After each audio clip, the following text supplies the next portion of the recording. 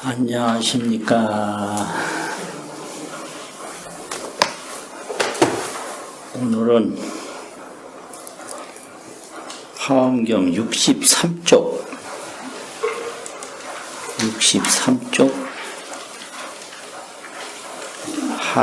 한문 화엄경이 있고요.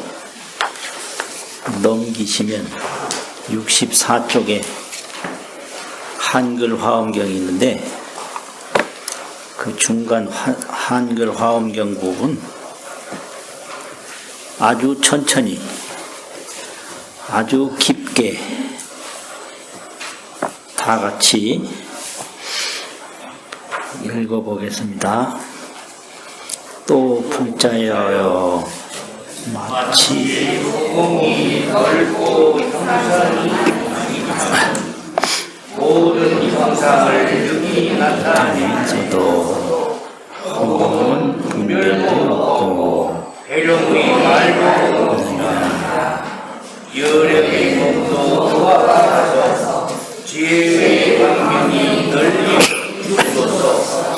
일체 중생으로 하여금 세간과 출세간의 모든 착한 뿌리의 업을 성식해 하면서도 열애의 몸은 분별도 없고 배령의 말도 없나니, 왜냐하면 원래부터 모든 집착과 모든 배령의 말을 아주 근본이라.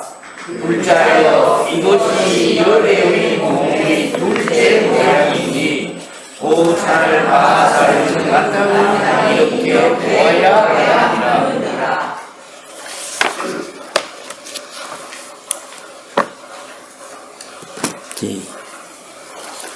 화엄경에서 열애 출현을 말을 하고, 열애 출현의 특징은 아무것도 안 하는데 다 이루어진다. 이게 깨달음이거든요.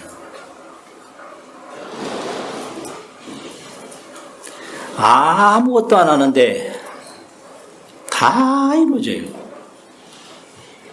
그래서 해서 이루는 건 이루는 게 아니다. 그러니까 어리석을수록 하려고 한다. 개구리 뛰는 것처럼. 개구리가 방향도 모르고 뛴대요. 내가 개구리 안 돼봐서 모르는데 그 녀석은 방향도 모르고 뛰기만 한대요.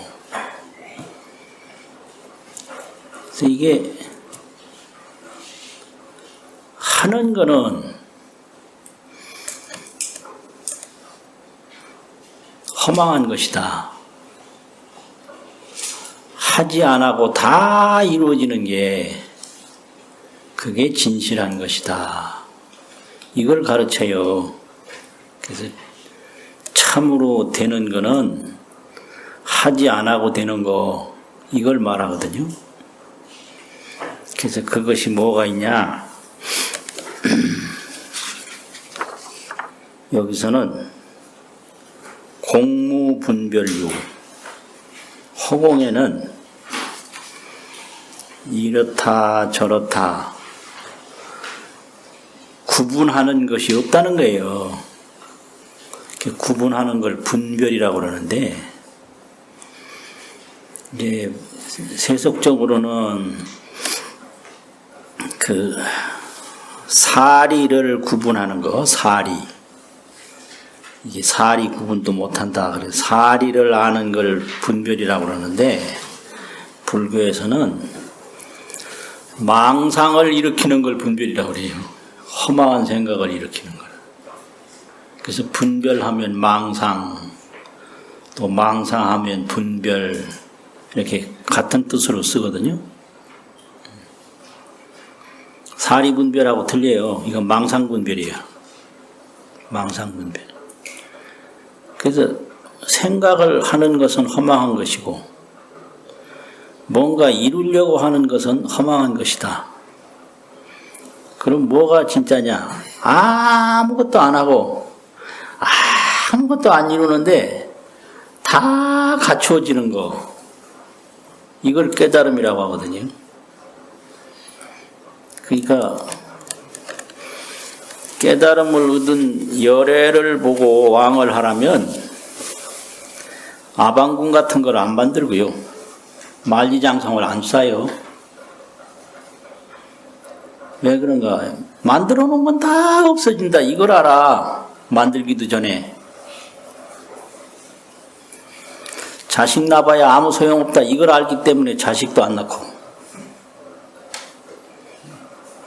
만나봐야 헤어지니까 만나려고도 안 하고. 근데 이쪽에서 헤어지고 저쪽에 가서 또 만나요. 이거 이제 하는 데다가 중점을 두는 거거든. 그래서 부처님이 깨달아서 중생을 교화하는데 아무것도 안 하고 다 교화하는 거, 이걸 지금 말하고 있어요. 그래서 그걸 비유로 말하면 허공 무분별유, 허공에는 분별하는 것이 없다라는 비유. 그래서 부처님이 출현하지만 출현한다는 분별이 없고, 법을 설하지만 법을 설한다는 분별이 없다, 이거예요.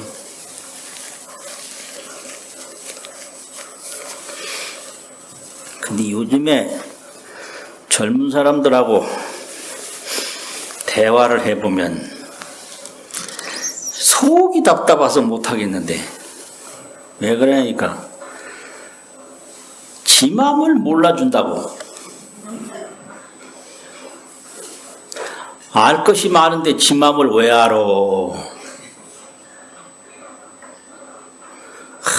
내 마음을 몰라준다고. 또 상처를 준다나. 줄 것도 많은데 상처를 왜 줘?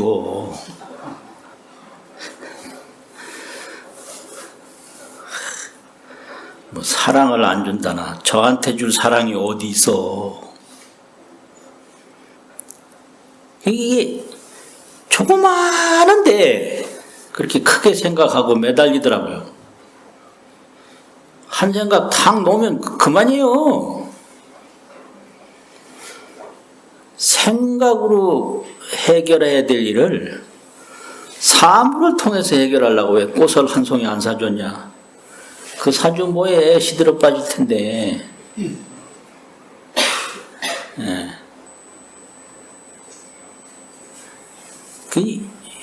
요새 이상하더라고, 그렇게.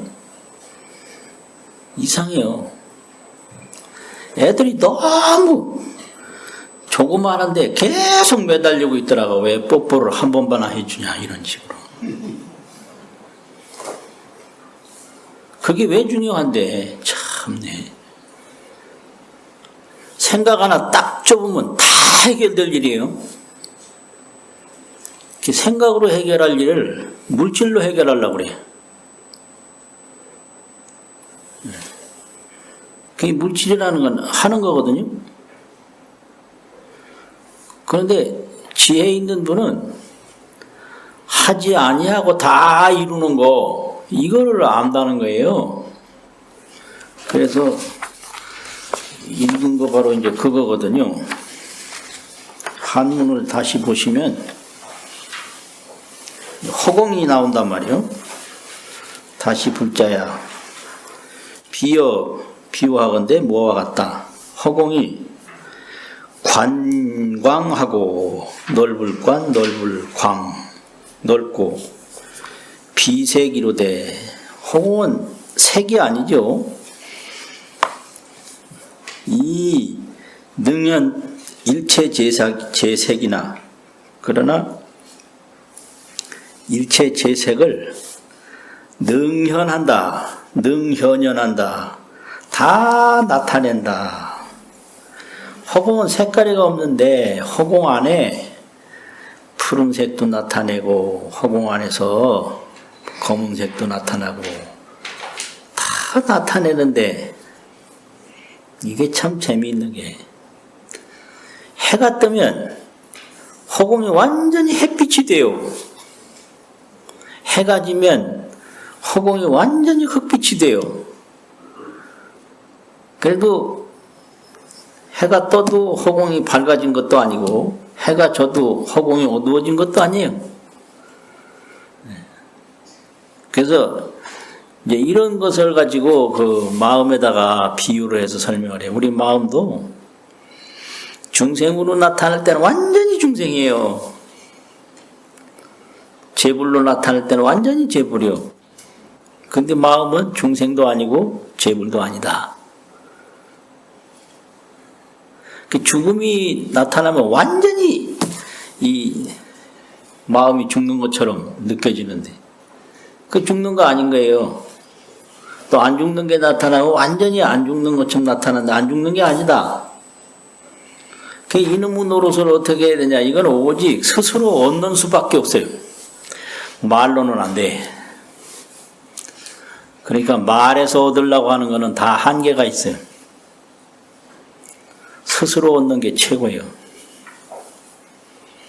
말이라는 거 애득인데 말은 밖에 사람이 하는 거니까 밖에서 얻는 건 한계가 있고 자득, 스스로 얻는 거. 근데 스스로 하기 싫은 사람 특징이 하나 있는데요. 계속 앉아서 묻기만 해요.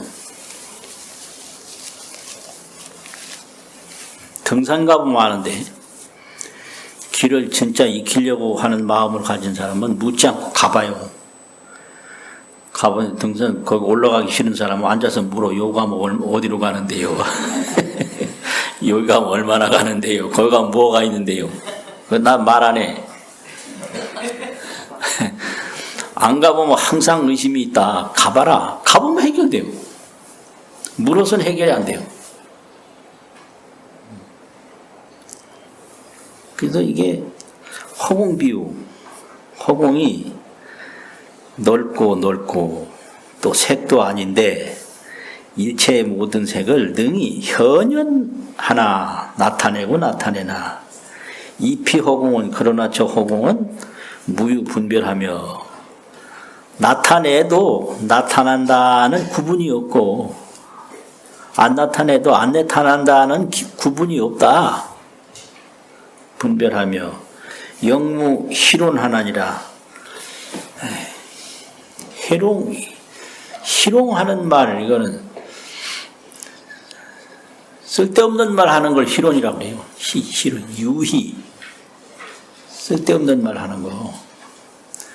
근데 알고 보면 다 쓸데없는 말이다. 왜 그러냐? 그 허공 실체를 드러낼 수는 없어요. 그게 있는 거냐 없는 거냐 보이는 거냐 안 보이는 거냐 다 해당이 안 돼요. 그래서 그건 스스로 허공을 느끼는 수밖에 없지 허공을 설명할 수가 없어요. 해가 뜨면 완전히 낮이 됐다가 허공이 해가 지면 완전히 밤이 되고 그럼 허공이 밤이냐 밤도 아니에요. 허공이 낮이냐 낮도 아니에요. 이런 거란 말이죠.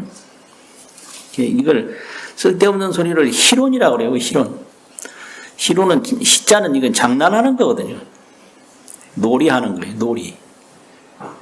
놀이하는 말이다 이 말이죠. 놀이하는 말. 할 말 없어서 하는 거예요. 그냥 희론이라. 희론하나니라 열의 신도 역부여시하여 또한다시와 같아서 열의 신이라고 하는 것은 지광명인데 지혜광명인데 열의 신은 지혜광명인데 지혜광명이 보조명으로 널리 조명은 비춘다는 말이죠. 비춤을 쓰는 거로 비추기 때문에 열의 몸은 지광명이 널리 조명하는 거로 일체중생으로 하여금 세간과 출세간의 모든 선근업을 계령성취하되 다 개득성취 성취함을 얻게 하되 열에는 세간선근업과 출세간선근업 세간선근업이라고 하는 것은 이 세상에서 필요한 공덕이죠. 뭐 먹는 거, 입는 거, 자는 거, 뭐 이런 게 다 세간공덕이거든요. 출세간공덕이라는 것은 지혜를 밝히는 거, 이게 이제 출세간공덕이죠. 이런 출세간의 선근업을 개득 성취하되 다 인체 중생으로 하여금 성취를 얻게 하되 성취하게 한다.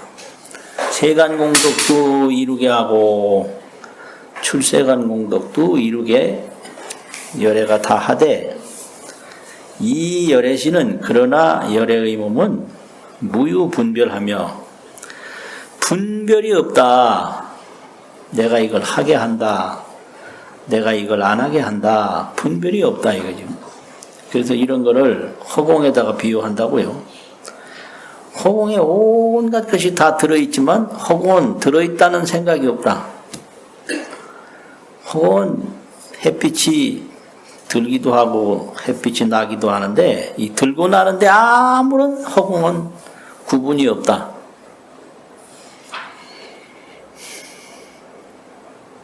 그런 거죠. 그러니까 너무 많이 알려고 하고 너무 많이 이루려고 하는 게, 이게 아주 어리석고 어리석은 거예요. 알아서 뭐 할 건데? 예? 이뤄서 뭐 할 건데? 너무 어리석은 거예요.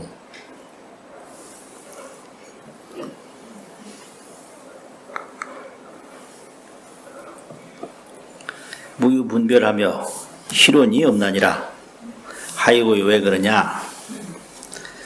종볼 이래로 근본으로부터 이미 옴으로써 일체 집착과 일체 실온을 개영단군이라. 일체 집착이라고 하는 것은, 집착이라는 게 뭐냐? 꼭 알고자 하는 거, 꼭 이루고자 하는 거, 이게 집착이거든요. 알아서 아무 쓸데가 없는데 그거 알려고 그러고, 이루어서 아무 쓸데가 없는데 그걸 이루려고 그러고, 그 집착이죠. 그 실은 내가 말을 해도 소용이 없어. 근데 꼭 하려고 해요. 그리고 대화를 하다가도 좀 말이 끊기면 내가 아까 하다만 거 또 하겠다고 다시 기억해서 또 하는 사람이 있어. 그거 해봐야 뭐 하자는 거예요. 이게 세월 지나면 내가 한 말이나 안 한 말이나 다를 바가 하나도 없어요. 아니, 안 그래요?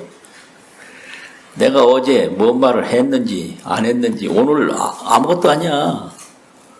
네. 근데 그 하고 싶은 말은 해야 된다고. 그래서 선사 어록에 어떤 게 있냐면, 선사한테 질문을 했잖아요, 와서. 그럼 대답을 하는 게 아니에요. 뭐라고 하냐? 그대가 하고 싶은 말은 했네? 그것이 대답이요. 자기가 하고 싶은 말을 했을 뿐이에요. 거기에 뭐 답변이 있는 게 아니에요. 스스로 망상을 일으킨 거기 때문에. 근데 왜 대답을 안 하냐고 그래요. 그러면 어쩌냐게 내가 꿈을 꿨는데 그 꿈이 좋으냐 나쁘냐 이걸 물었다고 합시다. 그럼 꿈 자체가 허망한 건데, 허망한 데다가 허망한 해석을 하면 허망을 더할 뿐이지 그게 무슨 의미가 있어요.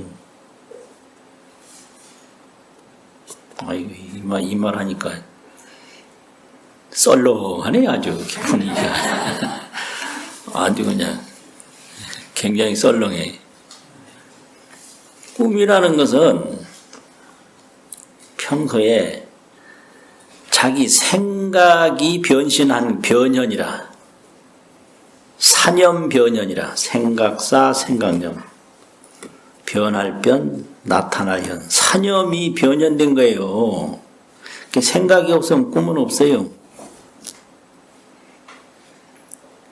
근데 낮의 생각이 전부 물질에 의해서 일어난 거기 때문에 물질이 허망한데 물질을 보고 일어난 생각은 더 허망하다. 사람을 보고 생각한다든지 내 몸을 보고 생각한다든지 내 재산을 보고 생각한다든지 내 명예를 보고 생각한다든지 전부 물질 대상이거든요. 생각의 근거가. 물질이 없으면 생각은 없는 거예요. 그래서 그걸 불교에서는 물질을 경계라고 그래요. 무조건 경계. 경계인데 그 모든 물질을 다 말하는 거라고. 그럼 생각은 경계에 의해서 나오는 거거든요. 아버지 생각, 아버지도 내가 대상으로 보는 경계거든. 어머니도 대상으로 보는 경계고. 그래서 몸, 사람, 물질 세 가지로 설명하는데 그건 색성, 향미, 촉, 법 그거요. 보고 듣고 느끼고 생각하고 그걸 줄이면 몸 생각, 사람 생각, 물질 생각.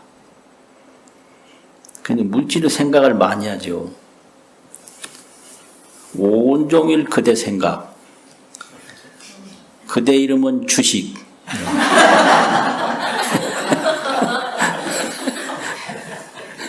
그런 거예요. 생각이 그런 거예요. 그래서 그런 게 낮에 생각이 잠든 사이에 변현된 게 꿈이거든요. 생각도 허망하고 꿈도 허망한데 그런 허망한 데다가 허망한 생각을 붙이는 걸 희론이라고 그래요. 쓸데없는 말이라고. 희론. 그건 놀이하는 말이다. 아버지가 아닌데 너 아버지 해라. 어머니 아닌데 너 어머니 해라. 이 놀이잖아요. 그런 거란 말이지. 그래서 희론이 없다. 근데 중국이 그렇게 문헌이 많고 문화가 훌륭한데도 딱 두 가지 모르는 게 있어요. 자연을 모르고 꿈을 몰랐다. 자연이라는 게 딱 있는 걸로 알았어요. 중국 사람들이. 그래서 자연을 노래한 게 참 많고요. 그걸 천리라고 설명. 하늘, 천, 이치, 이자. 자연은 천리다. 그런데 이걸 인도에서 불교로 딱 보니까 자연은 정해진 게 아니에요. 유식소연이라 오직 생각이 나타난 바다. 그 불교 유식을 공부하고 나면 자연은 정해진 게 아니로구나. 자연은 무유정법, 정해진 법이 없는 거예요. 그래서 이 자연을 느끼는 거는 내 생각이 축적된 대로 자연을 느껴요. 생각이 학습된 축적이 어떻게 학습을 했느냐 하면 그 학습하고 경험한 것이 자꾸 쌓이고 하면 그 생각에 의해서 자연을 보지 생각이 없으면 아무것도 못 봐요. 이거를 모르는 거예요. 그 사람들이. 내 생각 밖에 자연이 따로 있는 걸로 알아서 하늘의 이치다 자연이 뭐 어쩌다 그러는데 그 모르는 거예요. 그러니까 이제 이게 다 맹점이 다 있어요. 그래서 보고 듣고 말하고 행동하는 거는 먼저 생각이 있어야 돼요. 생각이 없으면 볼 수도 없고요, 들을 수도 없고요, 말할 수도 없고 행동할 수가 없어요. 그래서 저 사람 왜 저러지? 그 사람 생각에 의해서 지금 그러는 거예요. 그러니까 그 행동이 바뀌려면 생각이 바뀌어야 돼요.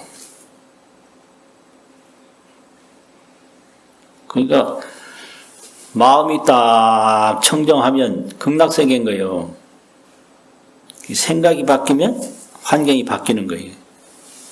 마음이 번뇌망상이 가득하면 그게 사바세계인 거예요. 더러운 걸로 가득해. 안 좋은 걸로 가득해요. 근데 안 좋다고 보는 걸 보면 안 좋은 게 없어. 내가 만들어낸 현상이요.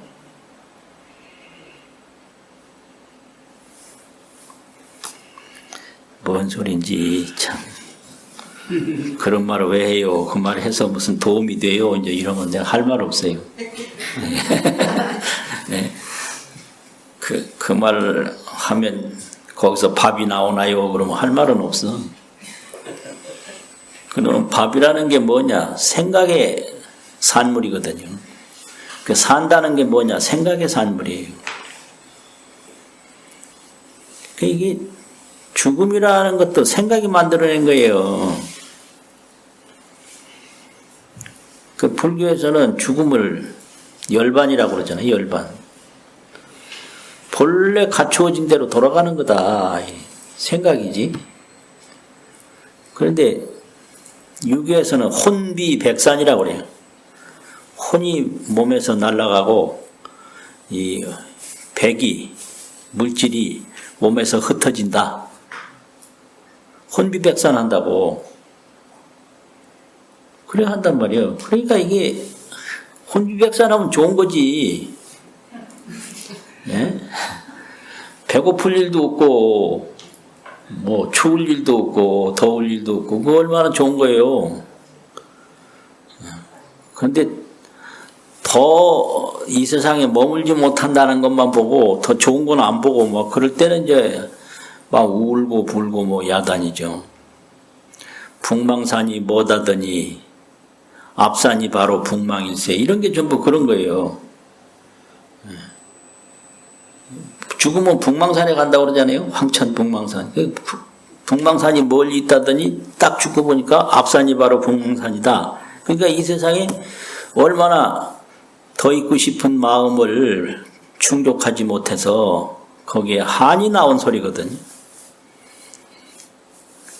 그리고 영결종천 이런 종천이라는 이제 끝이다. 연결이라는 건 영원히 이별한다 이런 거거든요. 그 전부 생각이라고 그게. 뭐 첫사랑이니 끝사랑이니 하는 것도 전부 생각이고 첫이 어디서 또 끝이 어디냐고. 그러니까 한 마음이 딱 맑아지면 극락세계인 거예요. 한 마음이 막 들끓으면 그냥 그게 사바세계인 거예요. 나 오고 가고 죽고 살고.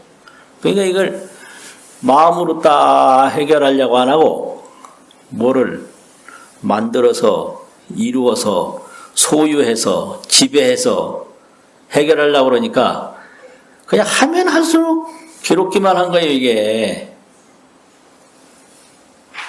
그래서 막 행복을 위해서 달려가는 사람 많은데 행복하다는 사람은 없어. 그거 이상하잖아요.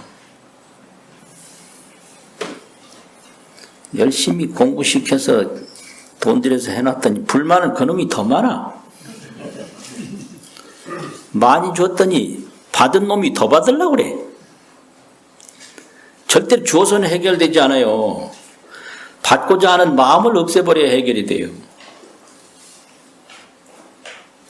받은 놈이 더 받으려고 그런다니까요. 안 받은 놈은 받을 생각이 없어요. 근데 부모가 이걸 알면서도 못해요. 내가 그런 얘기 했더니 나도 그건 압니다 이러더라고. 할 말 없지 뭐. 통도사에서 장미꽃이 있는 화단에 가서 자꾸 사진을 찍길래 거기 가서 사진 찍으면 안 되는데요. 그러니까 안 되는 줄은 저도 알아요. 이게. 나보다 한 수 더 뜨는 거예요. 안 되는 줄은 아는데 그 사진 찍고 싶은 욕망을 통제하지 못했어. 그래서 이 욕망을 처음에는 조절을 하고 그 다음에는 욕망을 순화를 하고 그 다음에는 욕망을 정화를 해야 돼요. 이게 조자가 있고 이제 순자가 있고 정자가 있는데 조라는 건 고로조자인데 소로 말하면 그 막 펄펄 뛰는 소를 그 고삐로 잡아당기는 게 이게 조거든요. 그리고 순이라는 거는 순할 순자인데 이제 이쪽으로 가게 하고 저쪽으로 가게 하고 정이라고 하는 거는 이 소를 띄려고 하는 마음을 하나도 없게 만드는 거예요. 깨끗할 정자. 조화, 순화, 정화. 그럼 끝이에요. 할 일이 더 아무것도 없는 거예요. 그 열의 주류는 그런 건데, 그래서 열애는 여러 가지로 뭐 해도 전혀 한다는 생각이 없이 허공과 같이 한다. 그 우리가 이 분별망상이 사라지면 한다는 생각 전혀 없이 다 해요. 그런데 분별망상이 많으면 아무것도 안 하면서 전부 했다고만 난리쳐. 그 조그마한 뭐 꽃 하나 사왔어도 내가 얼마나 그 정성스럽게 했니. 지정성 알 게 뭐야. 해서. 그런 거. 그래서 이게 이 문화가 이 개인주의, 향락주의 문화가 깊어지니까 인간의 이 심리 의식이 너무 쫄아졌다. 개인주의, 향락주의가 그 심리 성향을 너무 작게 만들었다. 거기다 또 소확행이라는 말도 있어요. 소확행이 어디 있어? 작고 확실한 행복이라고. 말도 안 되는 소리예요. 벌써 작다 하면 행복은 없어요. 작다 하면 벌써 이건 작은 건데 그럼 행복은 없는 거야. 더 큰 것도 있는데 난 작은 것밖에 못하네. 그게 이제 말도 안 되는 소리인 거예요. 아예 작다는 걸 보지를 안 하고 있는 그대로 가장 만족하겠으면 그게 행복이요. 있는 그대로 만족하라. 작고 확실한 행복, 그게 무슨 소리요? 그게 말도 안 되는 소리요. 문화 비평가도 아니고 왜 자꾸 떠드는지 알 수가 없네 내가. 그 다음에 또 봅시다. 66쪽에 보면 또 불자여 마치 해가 뜨면 영부제의 한량없는 중생이 원난이 이른바 어두움을 깨뜨려 이렇게 하고 마르게 하며 물러서 자게 하고 복식을 성숙게 하며 허공을 환하게 하고 연꽃을 피게 하며 다니는 이는 길을 보고 새 있는 이는 일을 하게 하느니 무슨 까닭이냐. 해가 한량없는 감명을 내는 연고니라.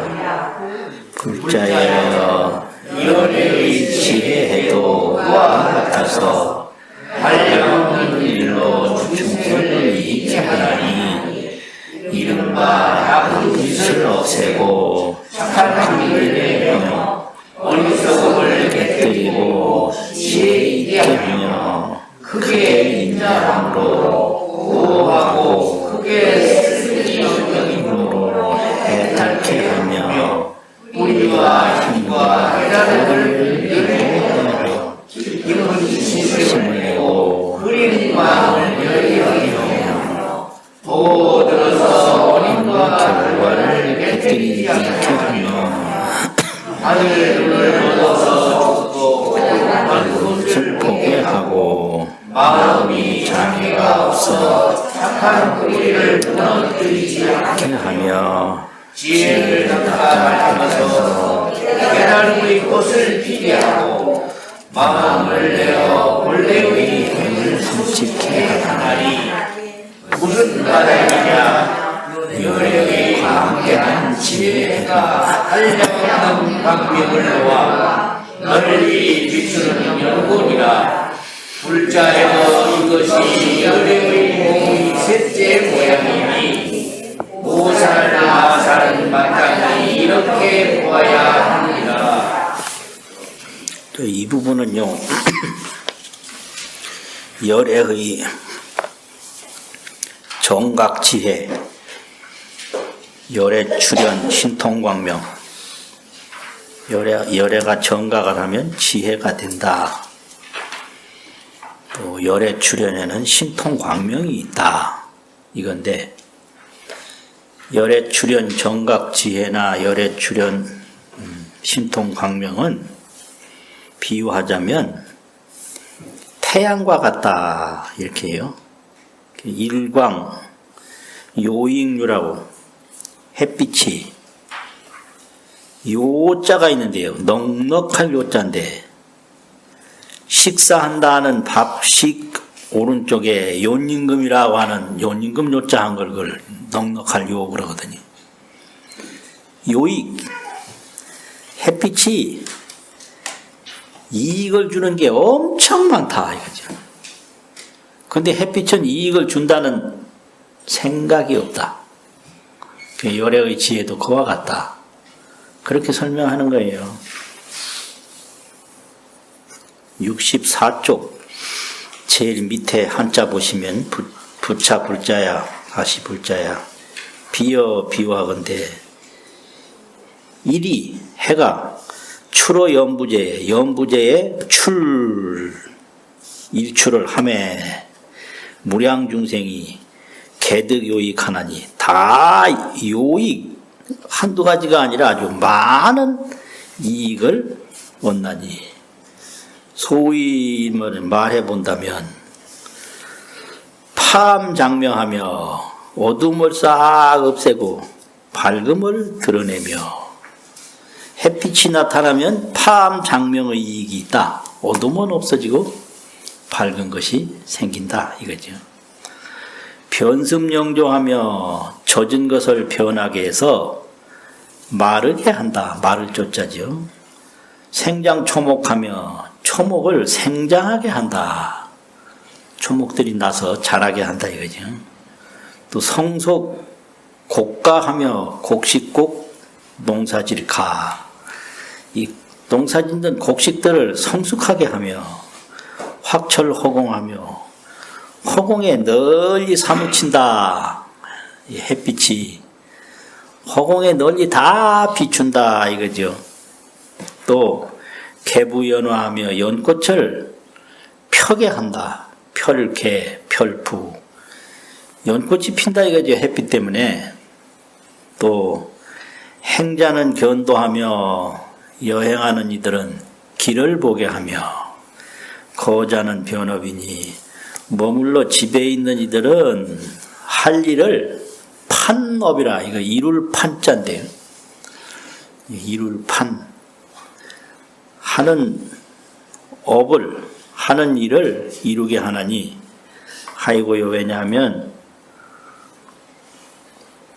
일륜이 해 둘레가 일륜이라고 많이 써요. 해를 말할 때 일륜 볼 때 해가 둥그렇게 보이니까 그걸 해 둥근 모습 이 말인데 이걸 한자로 기록할 때는 바퀴운자를 써서 일륜으로 달의 둥근 모습을 말할 때는 월륜 뭐 이러거든요. 이게 기록하는 방식이에요. 해가 보방무량광권이라 한량없는 광명을 널리 방출하는 연권이라 햇빛에서 온갖 광명이 나오는 까닭이다.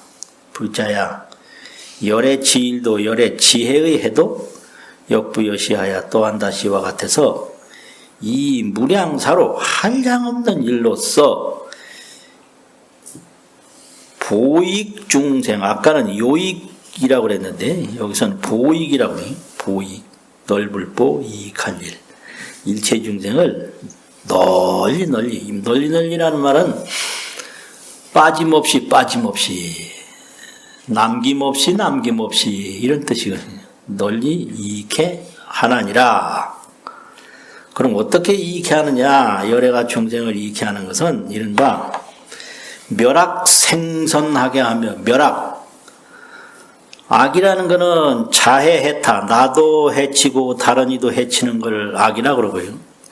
선이라고 하는 건 자리 이타 나도 이롭게 하고 다른 이도 이롭게 하는 것을 이제 선이라 그러는데 이게 불가사의예요. 왜 인간은 자해 해탈을 할까? 왜 인간은 자기도 해치고 남도 해칠까? 이거 왜 그럴까요? 참 이게 이상해요. 우리나라 옛날 고대 소설을 보면 생모는 아이들을 그냥 계속 돌봐서 키우는데 이제 둘째 새엄마가 들으면 아이들을 막 괴롭히잖아요. 그게 고대 소설의 하나의 흐름이거든. 그러면 아이를 낳은 엄마는 왜 자기 생명보다 더 보살피며 아이를 안 낳고 중간에 들어온 엄마는 왜 있는 애를 왜 괴롭힐까? 이거 아주 불가사의한 거예요. 왜 그럴까요? 그런데 남자의 잘못은 기록이 없어요. 왜냐? 기록을 남자가 했거든. 그러니까 지도를 안 좋은 건 말 안 해요. 남자가 얼마나 잘못이 많은데 기록에 보면 남자 잘못 거의 없어요. 왜 없네? 기록을 전부 남자 저들이 했는데 그거 왜 했겠어요? 근데 근래 이제 작가가 여성 작가가 많아서 이제 남자의 잘못을 계속 고발하더라고. 그래서 때가 있긴 있어요. 다 영원한 건 없어. 그런데 그 참 이상해요. 그런데 이게 멸악생선을 하고 파우 의지하며 어리석음을 없애고 파우 의지 지혜롭게 하며 대자로 구호하며 큰 자비로 중생들을 구해주고 보호해준다. 대비로 도탈하며 큰 자비로 이끌어서 해탈케 하며 영기 정장 각근하며 그 중생들로 하여금 근력 각분, 오근 오력 칠각지 칠각분 이런 게 있는데 그게 이제 전부 출세간 공덕을 말해요. 근력과 각분을 정장케 하며 영생신심하여 그들로 하여금 깊은 믿음을 내게 해서 사이 탁심하고 이게 마음이 탁해져서 자기도 해치고 남도 해치는 거예요. 마음이 탁해진 건 뭐냐? 자기가 하지는 않고 바라는 것만 많아가지고 하지는 않고 바라는 것만 많아서 애들을 사랑을 주고 자꾸 하면 애들도 기쁘고 애들이 잘할 텐데 할 생각은 없어. 근데 왜 내가 원하는 대로 못하냐 이거거든. 그래서 화가 나서 그런 거예요. 화나서 잘못하지. 화 안 나면 잘못할 수가 없어요. 그러니까 이 화나는 게 제일 무서운 거예요. 이게요. 화는 이건 사회로 말하면 난리 난 거고 땅으로 말하면 지진 난 거라 화라는 게. 화가 딱 났다. 저 지진 났구나 이래 보면 되고요. 또 화를 낸다. 저 난리 났구나. 거기는 안 가는 게 상수예요. 화낸 사람 옆에는 안 가는 게 상수예요. 근데 어떤 사람은 이제 화가 왜 나느냐 그러니까 자기가 평소엔 다 하는데 조금만 아파도 남편도 와서 언제 날 거냐고 묻는데요. 언제 날 거냐고. 애들도 엄마 언제 날 거야 이래 묻는데요. 그게 왜 그러냐니까 마음이 탁해져가지고 아픈 엄마는 안중에 없고 저들 불편한 것만 아는 거예요. 이게 탁한 거거든요. 또 화를 내면 화 언제 풀릴 거냐고 묻는데 그러니까 화난 그 엄마의 감정은 아무 생각이 없고 화를 내고 있어서 불편한 것만 눈앞에 오니까 그게 탁해진 마음이란 말이죠. 맑은 마음이 아니에요. 그러니까 마음이 탁해지면 나도 해치고 남도 해쳐요. 마음이 맑아지면 나도 이롭게 하고 남도 이롭게 해요. 이렇게 돼가지고 사이 탁심하며 버릴사 여일리 탁한 마음을 버리고 여이게 하며 영득 견문하여 그들로 하여금 좋은 걸 보고 좋은 걸 듣게 해서 불계 인과하며 인과를 무너뜨리지 않게 하며. 원인이 좋으면 결과가 좋거든요. 그러니까 원인이 깨닫는 업을 지었으면 결과는 자연히 깨닫는 거예요. 그러니까 이 깨달음이라는 게 뭐 한날 일시에 되는 게 아니라 오늘 좋은 원인을 지면 오늘도 깨닫고 내일 좋은 원인을 지면 내일도 깨닫고 항상 깨닫는 거죠. 항상.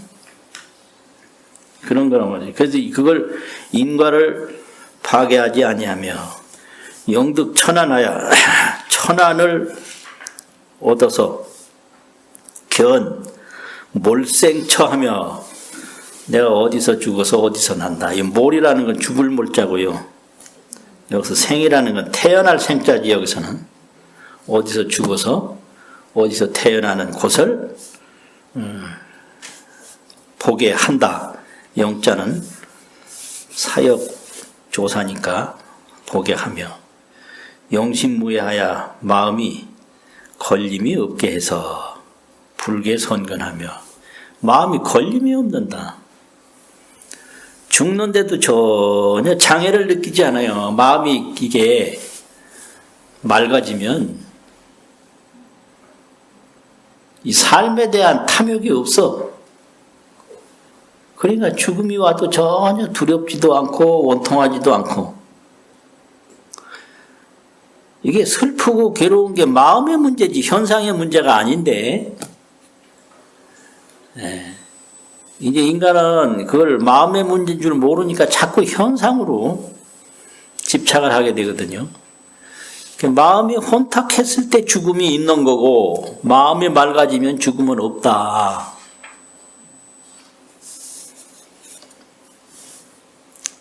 뭔 소리를 이런 소리를 하고 있나. 참네. 이게 무예라는 게 그런 거예요. 나고 죽는데 화나는 일이 없는 거. 화나는 일이 없네. 이 화라는 거는 탁해서 나오는 거고요. 만족이라는 거는 맑아서 나오는 거예요. 한 마음이 맑아지면 전부 만족해요. 근데 한 마음이 탁해지면 전부 이게 화가 나. 또 불계 선근하며 선근을 없애지 않게 하며 영지 수명하여 지혜로 하여금 수명 닦아서 밝게 해서 개부각화하며 깨달음의 꽃을 피게 하며 영기 발심하여 그로 하여금 발심하게 해서 성취 본행이니 본래부터 하고자 한 행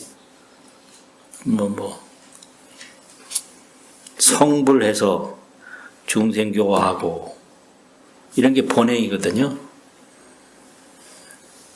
본행을 성취하게 하나니 하이고요. 왜냐하면 열의 광대 지혜일 신이 열의 몸이 있는데 열의 몸은 광대한 지혜의 태양의 몸이다. 광대 지혜의 태양의 몸이 열의 지혜는 광대 지혜 태양 몸이다. 광대 지혜가 있는데 이게 그냥 가만히 있는 게 아니라 태양처럼 여러 곳을 비추니까 그걸 일신이다 이렇게 한 거죠. 광대 지혜 일신이 광대 지혜 태양의 몸이 방무량광하여 무량광을 펼쳐서 보조요곤이라 조요라는 건 빛일조 빛일요 널리 비치는 연곤이라. 불자야 시의 열의 신의 이것이 열의 신의 세 번째 모습이다. 제3상이니 제보살 마살은 여시 견인이라 응당의 이와 같이 볼진이라. 그랬는데 이제 이 불교 경전에서 가르치는 내용이 중생심이라는 게 있어요. 중생심. 그리고 열의 지혜라는 걸 가르쳐요. 중생심과 열의 지혜. 중생심이라는 건 더 구분하면 중생의식이거든요. 생각, 중생의식. 중생의식이 있고 열의 지혜가 있다. 그런데 이것이 다 일심소연이다. 한 마음의 소연이다. 열의 지혜와 중생의식이 한 마음에서 나오는 건데 일심소현인데 한 마음에서 나타난 반대.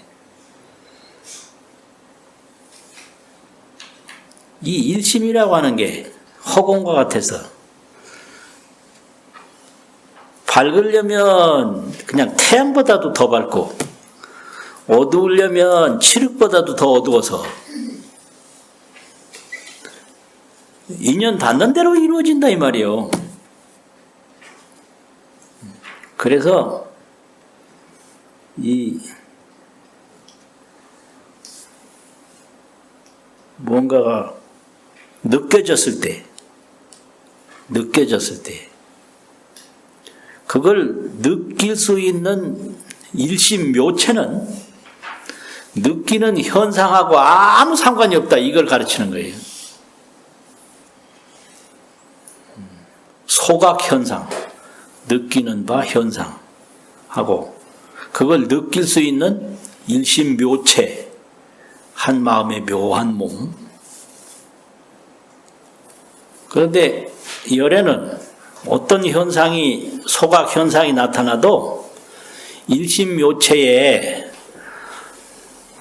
허망상이다. 이걸 알아요. 일심묘체 허망상. 그래서 거기에 아무 영향을 받질 않아. 이걸 무해라고 하는 거거든요. 그 어둠이 딱 맞다. 그 어둠은 그건 허망상이고 소각현상이란 말이에요. 느끼는 바 현상이고 그걸 느끼는 한 마음의 묘체는 어두워도 일심묘체는 어두운 게 아니에요. 이 몸이 죽어도 이거는 이제 소각현상이라 죽음을 느끼는 현상이란 말이지. 근데 이걸 느끼는 그 일심묘체는 죽는 게 아니에요. 그래서 아플 때도 그 아픔을 느끼는 거는 소각현상이에요. 바소, 장소소, 느낄 각, 감각이라는 각. 느끼는 바 현상이다. 아픈 거예요. 근데 그 아픔을 느낄 수 있는 한 마음의 묘한 몸이 있는데 그 몸은 그걸 느껴도 전혀 달라진 게 없고 그걸 안 느껴도 전혀 달라진 게 없고 이제 불생불멸, 불구부정, 부증불감 그거란 말이죠. 그래서 일심묘체 삼매에 딱 들고 있으면 하늘이 무너져도 전혀 상관이 없고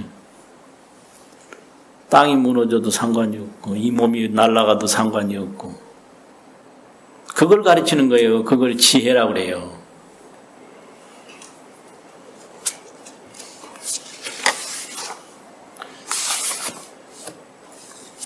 이런 얘기 들으면 기분 안 나빠요? 예? 그걸 말이라고 하냐 기분 안 나쁘시냐고. 기분 안 나쁘면 상당한 거예요 그게. 기분 나빠야 돼요 당연히. 지금 하늘이 무너지는데 뭔 소리 하느냐고. 기분 나빠야 돼. 그러니까 대부분 사람들은 밝은 걸 탐하고 어두운 걸 두려워하거든요. 그런데 밝은 것도 느끼는 대상이고요. 느끼는 묘체가 아니에요. 대상이란 말이에요. 어두운 것도 느끼는 대상이지 느끼는 묘체가 아니에요. 아무 상관없어요. 이렇게 지혜로 보면. 그러니까 열에는 이렇게 법을 설해도 그 일심묘체로 하기 때문에 뭐 설한다는 마음이 없어. 안 설해도 안 설한다는 마음이 없어. 하고 안 하는데 전혀 지배를 받지 않는다. 그래서 묘체 일념, 이 묘체라는 게 이게 묘할 묘자 몸체자인데 찾아보면 없어요. 근데 온갖 일을 다 하거든. 그걸 묘체 일념이라. 묘체 무처소라. 묘체는 처소가 없어. 이게 동쪽에 있는지 서쪽에 있는지 몸에 있는지 허공에 있는지. 그런데 있기는 있단 말이요. 그래서 이거는 내가 얻어야지.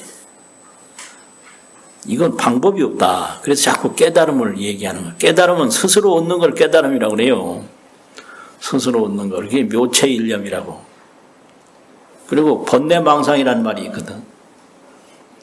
그 묘체일념과 번뇌망상이 있어. 그게 우리는 번뇌망상만 알지 묘체일념을 모르는 거예요 지금. 그래서 지금 문제가 되는 거예요. 번뇌망상이라는 게 뭐예요? 번뇌는 쓸데없는 거라는 거지. 망상도 쓸데없는 거라는 거예요. 번조, 요동. 번이라는 건 번거롭게 한다 이거예요. 번자. 내란 심성. 우리 심성을 내란케 만들어 막 걱정되게 하고 어지럽게 하고. 그래서 이걸 번뇌라고 그러거든요. 번뇌는 조금 이게 한자로 만드는 말인데도 조금 이게 학술적인 걸 드러나고, 망상이라는 말은 이제 쓸데없는 생각, 아주 단순하게 만든 말이에요. 그게 번뇌 망상. 똑같은 거예요. 그 우리가 생각하는 거, 이 일심묘체는 죽음이 없는데 자꾸 죽음을 생각하는 거 다 번뇌 망상이에요. 그 일심묘체는 두려움이 없는데 두려운 걸 생각하는 거, 이거 전부 다 번뇌 망상이고. 그러니까 걱정되고 두렵고 슬프고 할 때 방법이 뭐냐? 일심묘체에 딱 들어가면 끝이에요. 그걸 해인삼매라고 그래요. 일심묘체에 들어가는 것이 해인삼매다. 해인이라는 건 비유인데, 그 넓은 바다에 한없는 그림자가 다 비쳤는데 가만히 보니까 전부 물뿐이지 비춰진 그림자는 없는 거예요. 그게 해인이에요. 인자라는 게 그 비칠 인자거든. 도장이라는 게. 종이에다 도장 딱 찍으면 그게 종이에 묻은 거잖아요. 그 물에 비춰진 그림자가 그 물 속에 비춰진 거일 뿐이지 물에는 그게 없는 거예요. 비행기 모양이 그 있다 하더라도 물 속에는 비행기가 없어요. 그러니까 번뇌망상이 막 일어나도 눈에 뭔가 것이 보이고 막 무섭고 해도 무서운 거 보이면 거기 쫓아가서 때려 부셔서 해결하려고 그러면 안 되고 그걸 보는 마음으로 돌아가면 돼요. 마음으로 해서 일심묘체 삼매, 삼매는 보는 거니까 일심묘체 삼매에 딱 들어가면 온갖 그림자가 다 물에 비춰져 있어도 물뿐이듯이 그냥 일심묘체뿐인 거예요. 그래, 그걸 가르치는 게 이거 경전이거든요. 네. 그래서 경에서 늘 가르치는 게 몸에 매이지 마라. 이걸 가르치거든요. 왜 몸에 매이지 말아야 되냐? 인신은 무상하다. 사람의 몸은 항상 한 게 없다. 인신 무상을 가르친다고요. 그런데 사람들은 다 몸으로 살지 뭘로 살아. 그러니까 이게 어렵긴 어려워. 이게 확실히. 내가 말해도 조금 미안하긴 해요. 전부 몸으로 사는데 몸이 무상하다고 하니 좀 이거 생뚱맞다고 그러고 좀 그냥 생뚱맞지. 근데 내가 걱정을 안 하는 게 이렇게 말을 해도 돌아서면 건강하시냐고 물어요. 오래오래 건강하시라고 그러고. 그러니까 내가 걱정 안 해도 돼요. 안 해도 되는데 법상에서는 건강을 말하는 게 아니라 인심을 말해야 돼요. 그래서 몸에 매이지 마라. 인신은 무상하다. 건강을 말하는 게 불교가 아니에요. 인신묘체를 깨달아라. 이걸 말하는 게 불교예요. 그러니까 사람은 괴로울 수밖에 없는 게 이 몸을 위해서 낮이나 밤이나 사는데 이 몸이 허망하다고 하는 걸 느낄수록 더 불안하죠. 그 석가모니가 제일 먼저 느낀 게 생로병사를 느꼈거든요. 이 몸의 한계를 딱 본 거예요. 그래서 이건 몸 위에서 사는 건 의미가 없다. 근데 보통 사람은 느끼기는 느꼈어도 행동에 못 옮기는데 이분은 그냥 행동에 옮겨버렸어. 왕이고 뭐고 아버지고 남편이고 다 소용없다. 이 몸이 죽어가는데 남편 노릇이 무슨 의미가 있으며 아버지 노릇이 뭔 의미가 있으며 자식 노릇, 왕 노릇 다 필요 없다 이거. 집을 떠났다는 게. 그렇긴 한데 서가모니를 아들로 둔 정반왕이 볼 때는 그거 얼마나 막막했겠어요. 실제로. 아들 왕위를 그냥 안 이어가고 도망가 버리니. 그리고 실달다 태자를 남편으로 둔 마야 부인은 또 얼마나 어떻겠어요. 그러니까 석가모니 하나 때문에 옆에서 여러 사람이 골탕 먹었다니까요. 사실이에요. 또 어릴 때부터 아버지를 못 느끼고 한 10여 년을 자란 나우라가 볼 땐 또 어떻겠어. 근데 신달다는 왜 그랬느냐.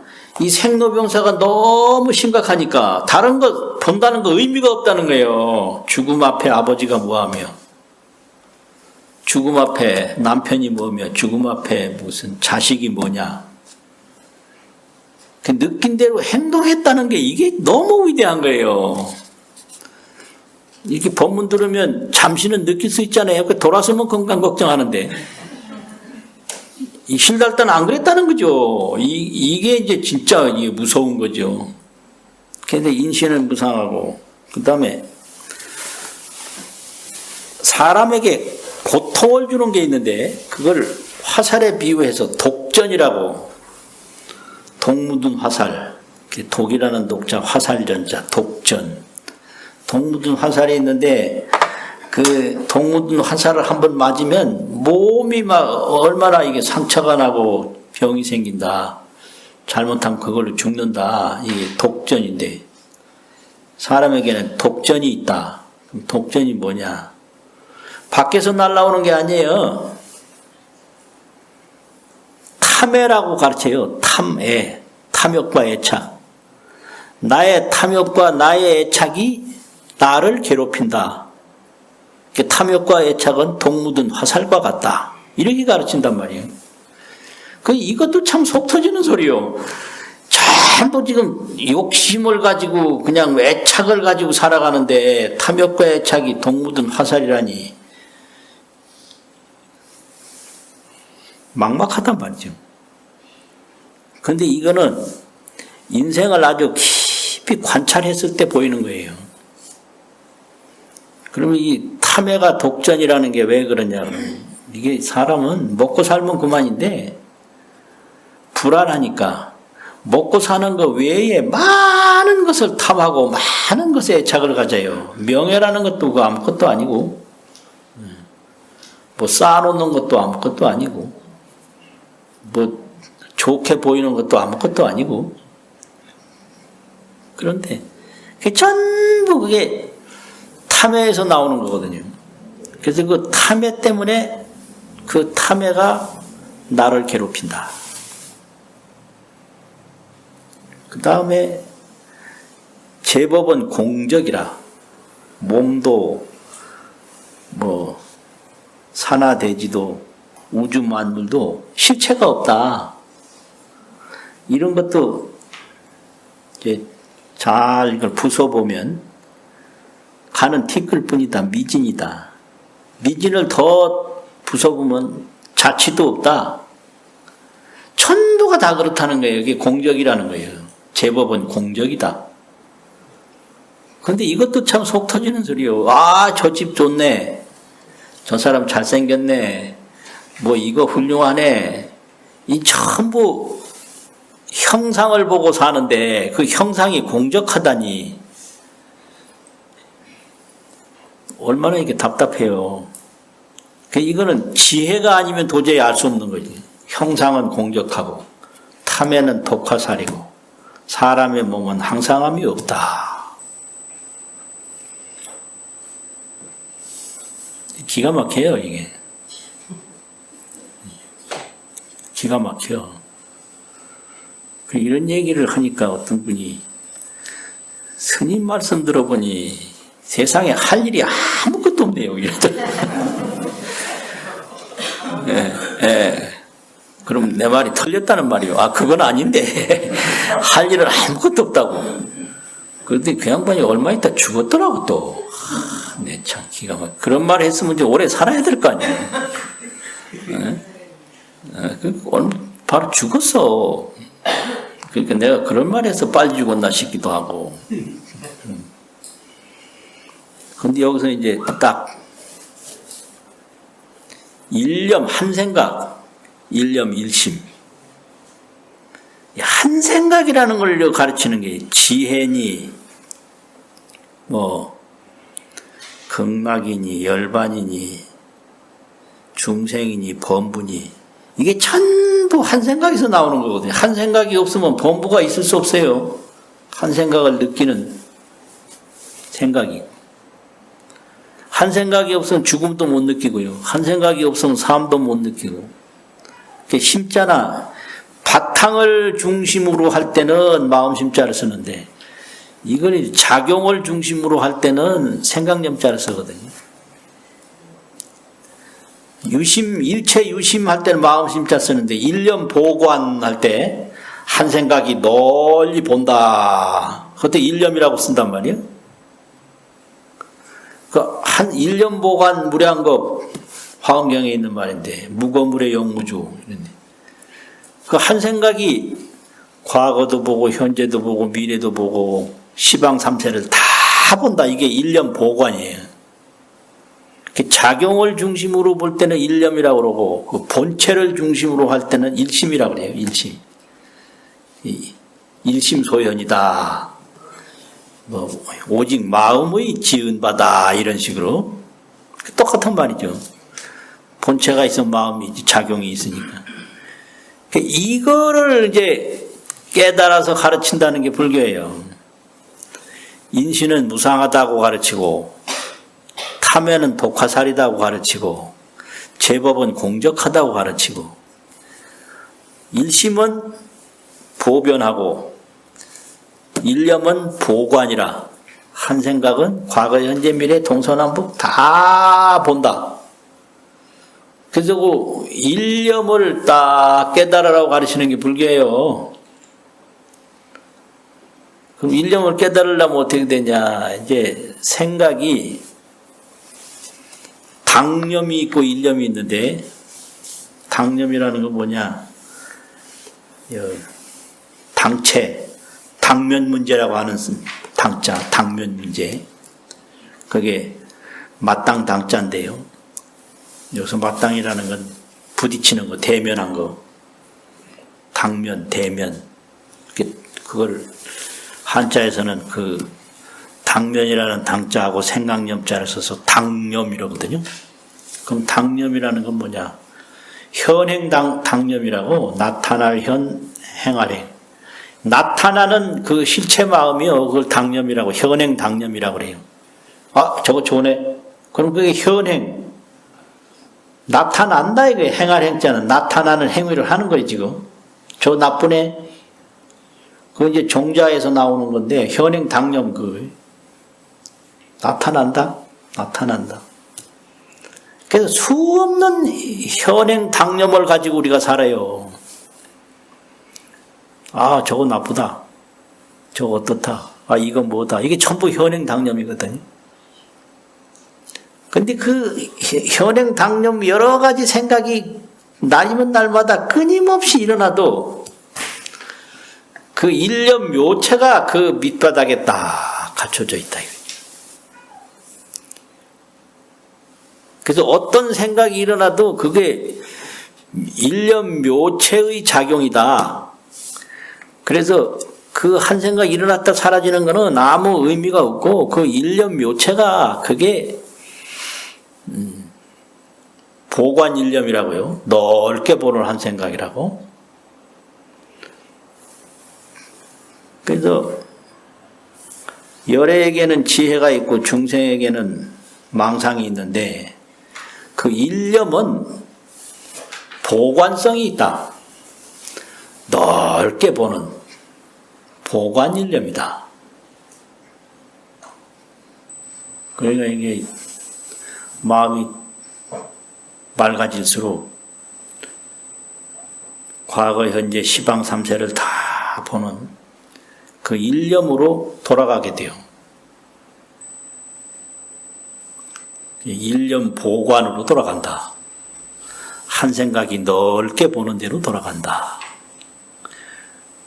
근데 이게 한 생각이 이제 조급하고 그러면 현행 당념에 돼버려요. 현행 당념. 나타나는 그 당면의 생각에 그냥 파묻혀버려요. 그래서 무서운 게 아닌데 그냥 무섭게 여겨지고, 더러운 게 아닌데 더럽게 여겨지고, 나쁜 게 아닌데 나쁘게 여겨지고, 이게 현행 당념에 매몰되는 거예요. 근데 이제 마음을 추스려서 딱 밝히면 그 보관 일념이 환해져 버리거든. 그런 걸 무장무예라고 그래요. 무장무예, 장애가 없다고 그러잖아요. 무장무예, 생로병사에 무장무예한 거, 그게 보관일념 때문에 그렇거든요. 넓게 보는 한 생각 때문에. 언제까지 이렇게 말을 해서 이게 점심시간을 이렇게 넘기고 이래요. 참. 만수무강해야 할 몸을 놔두고 이게 참. 아이, 만수무강해야 할 몸을 놔두고 이렇게 그냥 안 해도 될 말만 이렇게 한나절 하고 앉았어요. 참.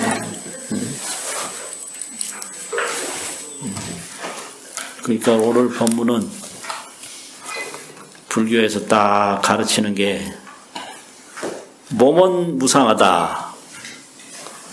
탐에는 독화살이다. 제법은 공적하다. 일념은 보관한다. 한 생각은 널리 본다. 보관이라는 안 보는 게 없다 이거예요. 못 보는 게 없다. 시간도 못 보는 게 없고 공간도 못 보는 게 없고. 그래서 그 한 생각을 딱 밝히면 재불열애가 되는 거고, 한 생각을 밝히지 못하면 육도 본부가 되는 거다. 오늘 말씀 끝.